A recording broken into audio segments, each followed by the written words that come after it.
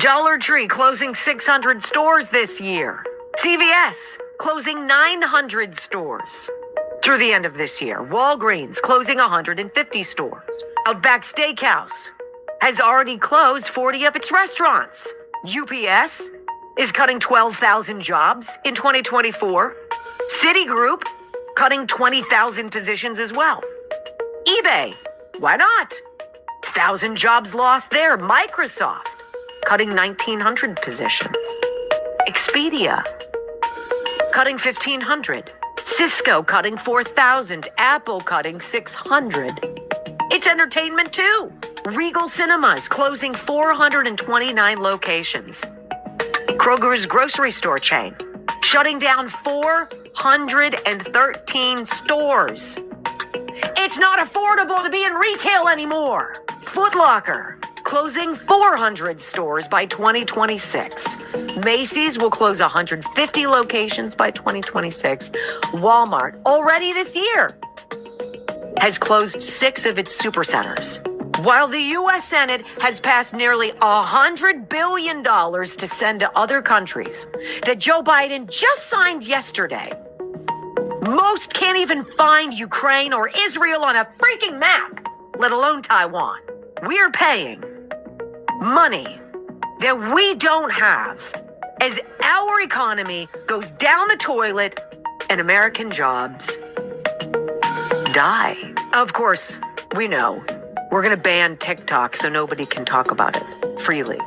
Imagine a recession, but the cost of everything continues going up.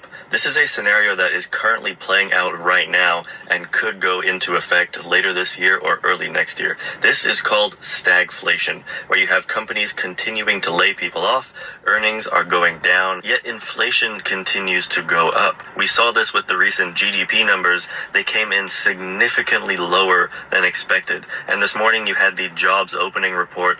There are 300,000 less jobs currently active right now. Unemployment has ticked up a little bit, but is still sort of hovering around the high 3s.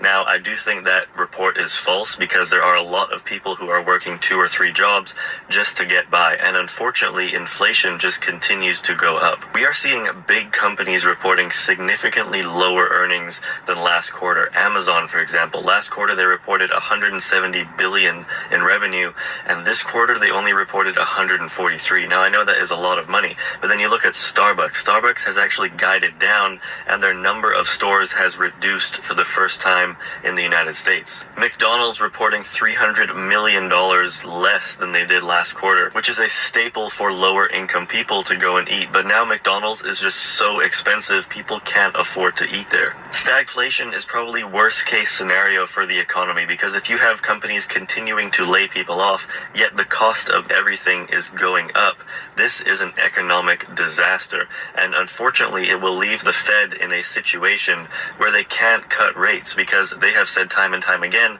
they want inflation down to 2%. And if we have inflation continuing to go up, they won't be able to cut rates. Now, the caveat with that is if the economy is so broken where you have unemployment skyrocketing to 7 or 8%, then the Fed would likely come in and cut rates. But historically, this is also not good, because they are officially announcing that the economy is too far gone to be